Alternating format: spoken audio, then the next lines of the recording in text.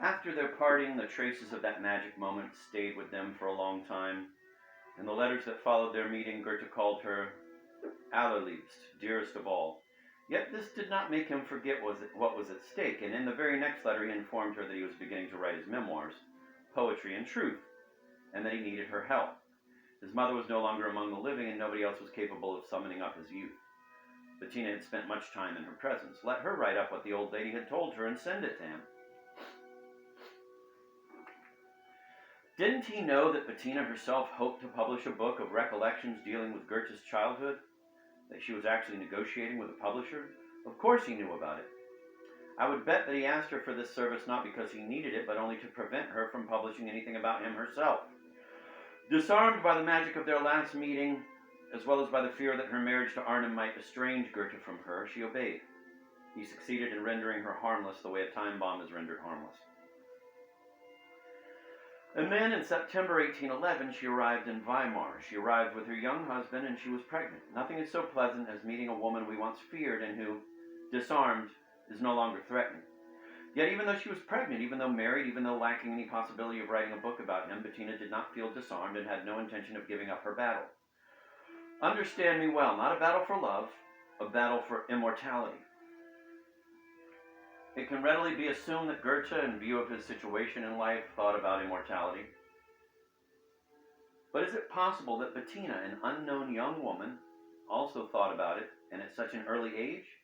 Yes, of course, one starts thinking about immortality in childhood. Furthermore, Bettina belonged to the generation of the Romantics, who were dazzled by death from the moment they first saw the light of day. Novalis didn't live to see 30, and yet in spite of his youth, nothing inspired him as much as death. Death the sorceress. Death transmuted into the alcohol of poetry. They all lived in transcendence. They surpassed themselves, stretched their arms far out into the distance, to the end of their lives and far beyond their lives, to the outer reaches of non-being. And as I have already said, wherever there is death, there is also immortality, her companion. And the Romantics addressed death as familiarly as Bettina addressed Goethe.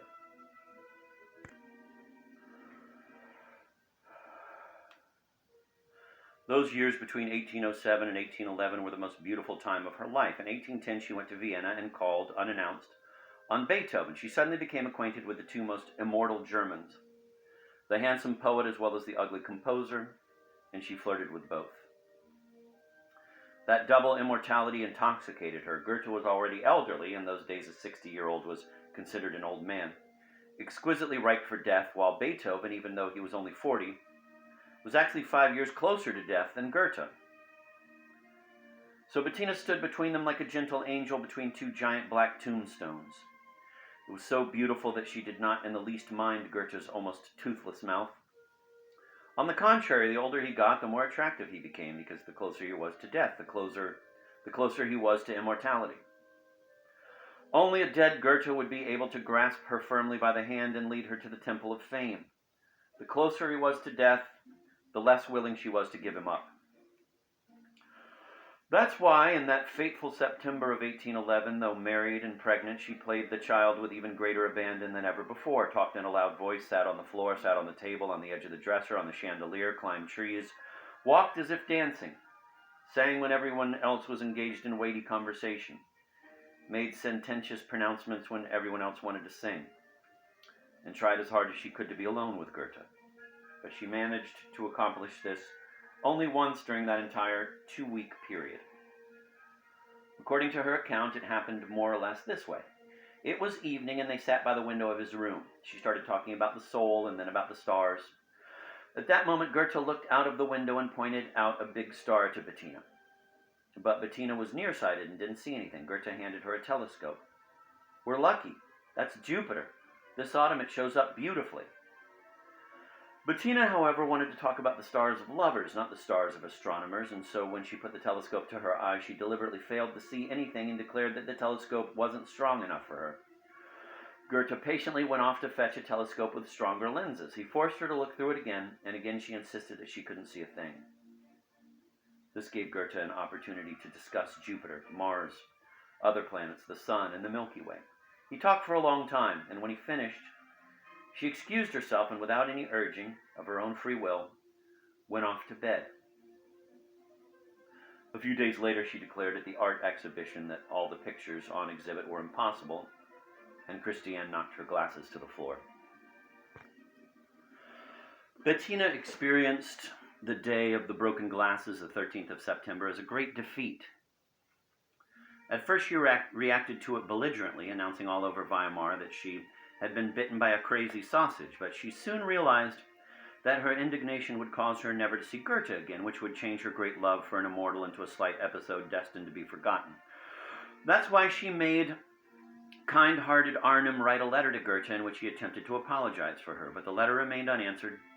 The young couple left Weimar and then stopped there once again in January 1812. Goethe refused to see them. In 1816, Christiane died. And shortly afterward, Bettina wrote Goethe a long letter filled with apology. There was no response from Goethe.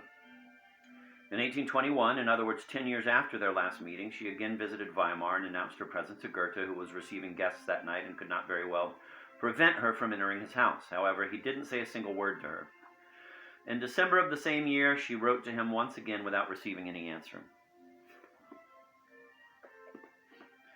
In 1823, the town council of Frankfurt decided to put up a monument to Goethe and commissioned a sculptor by the name of Rausch to execute the work. When she saw a model of it, Bettina didn't like it. She realized immediately that fate was offering an opportunity that she mustn't waste. Even though she had no drawing skill, she set to work that very night and produced her own sketch for the sculpture. Goethe was seated in the position of a classical hero. He held a lyre in his hand. A girl representing Psyche stood between his knees. His hair resembled flames. She sent the drawing to Goethe, and something quite surprising happened. A tear appeared in Goethe's eye. And so after 13 years, it was July 1824, he was 75 and she 39 years old. He received her at his house, and even though he was very stiff, he nevertheless indicated that everything was forgiven and that the time of scornful silence was behind them.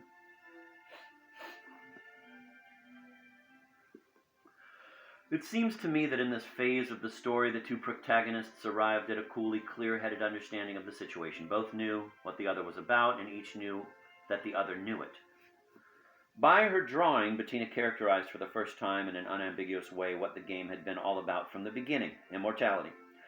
Bettina did not pronounce this word. She merely touched upon it silently, the way we touch a string and set it into long, silent vibration. Goethe heard. At first he was only foolishly flattered, but gradually, after wiping away a tear, he began to grasp the real and less flattering significance of Bettina's message.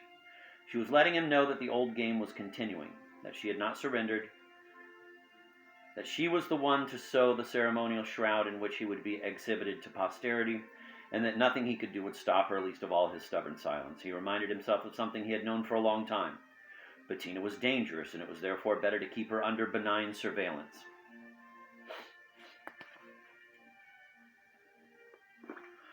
Bettina knew that Goethe knew. This is evident from their next meeting. In the autumn of that year, she describes him in a letter sent to his niece. Soon after receiving her, writes Bettina, Goethe began to quarrel with me, but then he again caressed me with words so as to regain my favor. How could we fail to understand him? He felt with brutal urgency that she was getting on his nerves, and he was angry with himself for having interrupted that glorious 13-year silence. He began to quarrel with her as if he wanted to rebuke her at one stroke for everything he had ever held against her. But he quickly pulled himself up short. Why the sincerity? Why tell her what he was thinking? The important thing, after all, was to stick to his resolution, neutralize her, pacify her, keep her under surveillance. At least 6 times during their conversation, Bettina recounts, Goethe left the room under various pretenses and secretly drank some wine, which she detected on his breath. At last she laughingly asked him why he was drinking on the sly, and he took offense. Bettina's behavior is more interesting to me than Goethe's tippling. She did not act like you or me, for we would have merely watched Goethe with amusement, keeping discreetly and politely silent. To say to him what others would never dare, I smell alcohol on your breath, why are you drinking, and why secretly, that was her way of stripping him of some of his intimacy, of coming into closer touch with him, this kind of aggressive indiscretion, to which in the name of childhood Bettina had always claimed a right, suddenly reminded Goethe of the Bettina he had 13 years before decided never to see again. He silently rose to his feet and picked up a lamp as a signal that the visit had come to an end and that he was about to lead his visitor down the dark hallway to the door.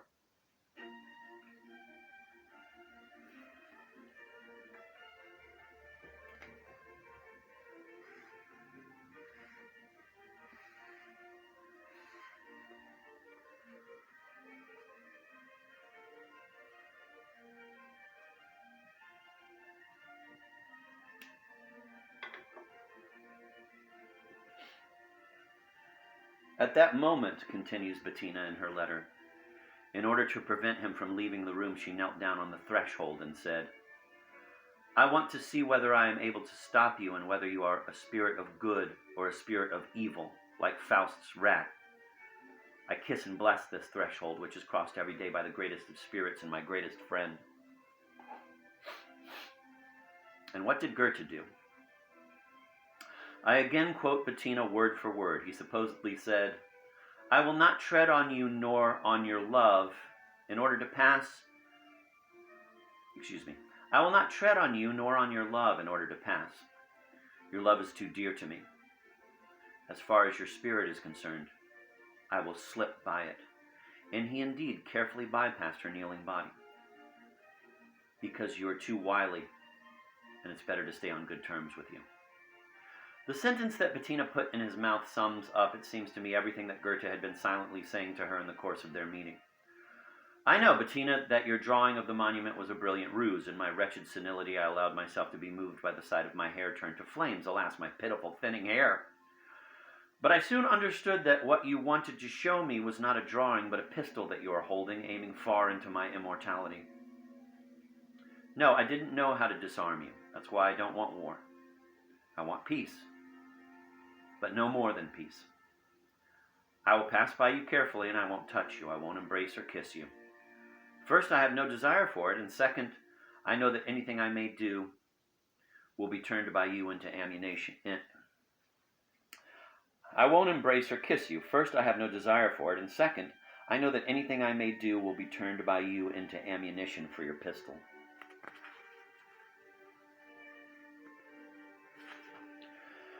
Two years later, Bettina returned to Weimar. She saw Goethe almost every day. He was 77 at the time, and toward the end of her stay, she committed one of her charming bits of effrontery when she tried to gain an entree to the court of Karl August. Then something unexpected happened. Goethe exploded. That annoying gadfly, dies leidige Brimps, he wrote to the Archduke, passed on to me by my mother, has been extremely troublesome for years. Once again, she is returning to the old tricks that suited her when she was young. She talks of nightingales and chirps like a canary. With your Highness's permission, I will forbid her, like a stern uncle, to cause any further annoyance from now on. Otherwise, your Highness will never be safe from her fawning. 6 years later, she again appeared in Weimar, but Goethe did not receive her. The comparison to an annoying gadfly remained his last word on the whole story.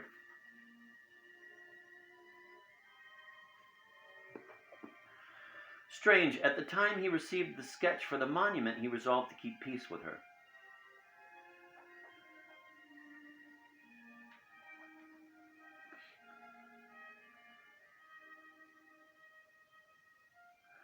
Even though he was allergic to her very presence, he tried to do everything possible, even at the cost of smelling of alcohol, to spend an entire evening with her on good terms.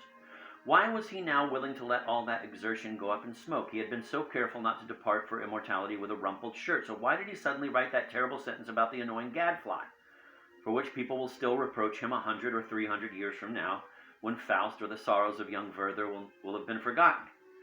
It is necessary to understand the dial of life. Up to a certain moment, our death seems too distant for us to occupy ourselves with it. It is unseen and invisible. That is the first happy period of life.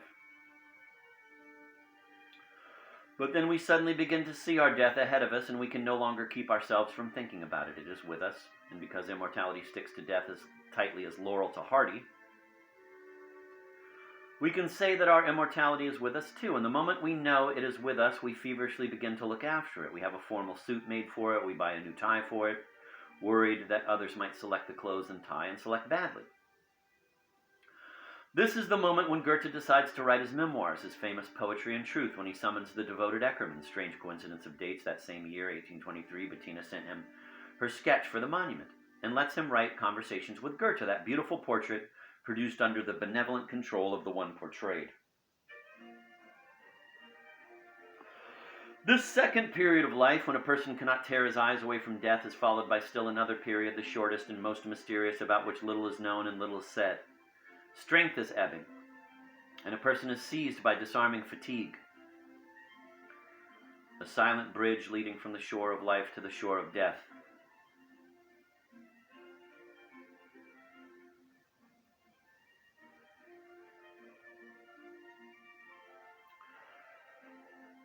At that stage, death is so close that looking at it has already become boring. It is again unseen and invisible in the way objects are when they become too intimately familiar.